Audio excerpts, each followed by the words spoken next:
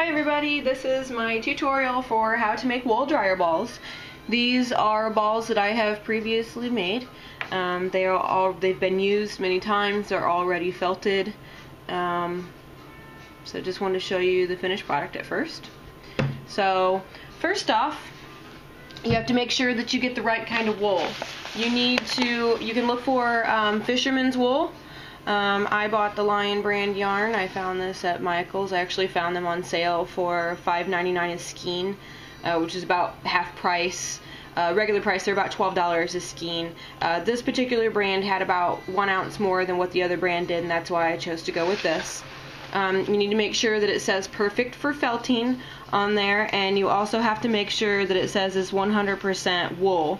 This says 100% pure virgin wool containing natural oils. It has to be 100% wool. If it's not 100% wool, then this will not work. It cannot be synthetic, it cannot be blends. It has to be 100% wool. So after you reach in there and you pull out the inside of it and you get your end started, then you're going to want to start with about 2 to 3 fingers. I personally like to use 3 fingers just because I think it's easier to get the ball going that way. But you want to wrap it around there a few times.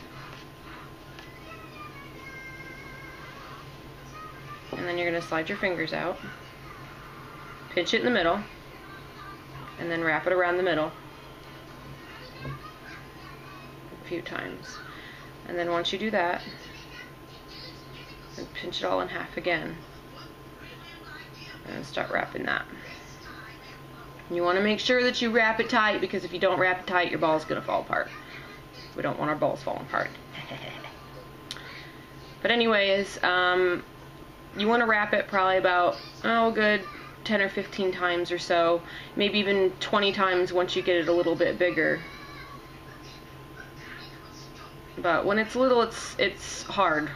It's a lot harder to wrap when it's little than once it gets bigger. But once you get past this stage, then you can start going a bit faster.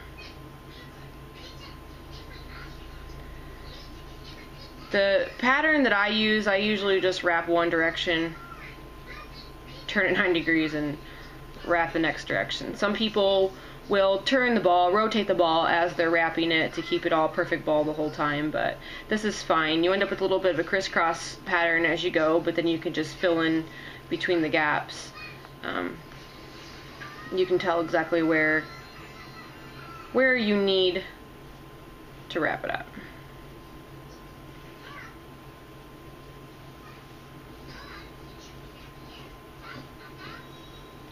But I think these are pretty cool to make. I mean,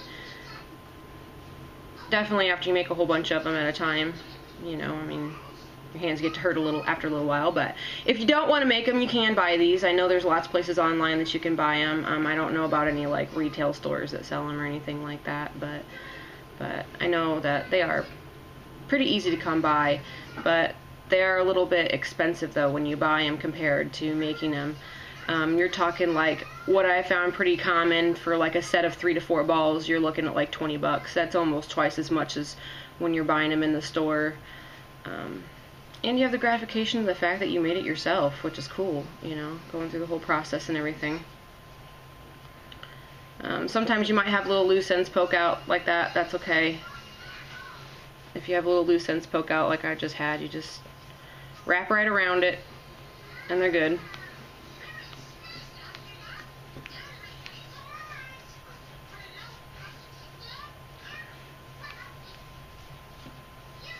But once you get your ball going pretty good here, you'll have this loose end that you need to tuck in. Some of the tutorial videos I've watched has had like this little pin thing where they shove it into it, but I don't do that.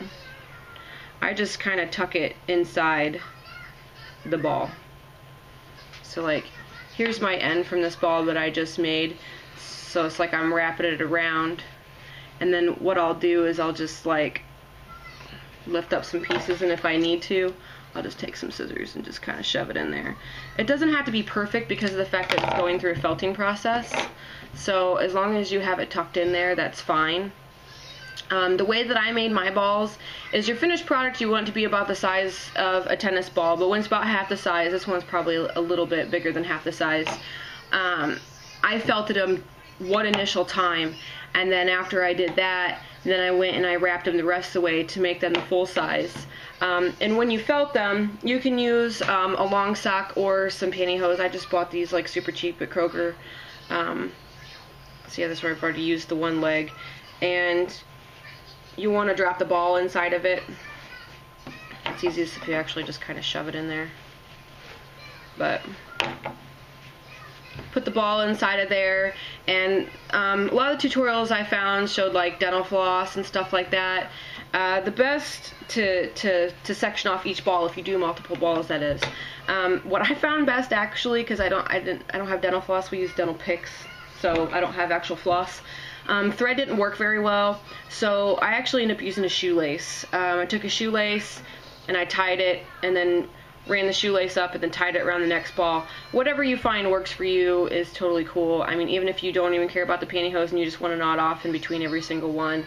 I would imagine the reason why you don't want to shove them all in there without tying each one of them off is because you run the risk of them felting together. But I don't know. If you feel like trying it without it, then you go ahead, but everything that I have found is said, you know, to section off each one of the balls all the way down. And during the whole felting process, you can just leave them in the nylon however many times you want to wash them in the wash machine and put them in the dryer, so that way you don't have to keep taking them out and putting them back in. I was able to use this one leg for the felting process of 4 balls, and that's I use the actual one nylon leg. I managed to fit 9 balls in that leg, so you can definitely put quite a few of them in there. So good luck, and happy ball making.